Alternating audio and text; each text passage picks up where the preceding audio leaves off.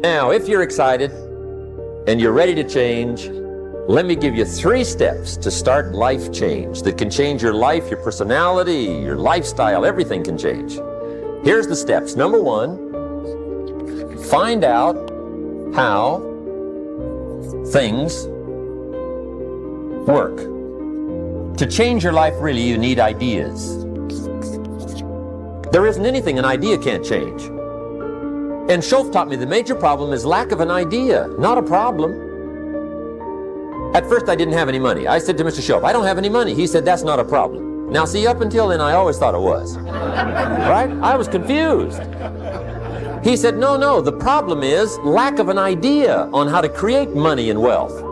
It isn't lack of money, it's lack of ideas. So if you get the ideas, see, you can change anything. Now to get ideas, you need a constant study of finding out. If you wish to be successful, study success.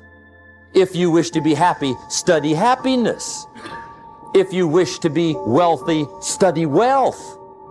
Don't leave it to chance. Make it a study.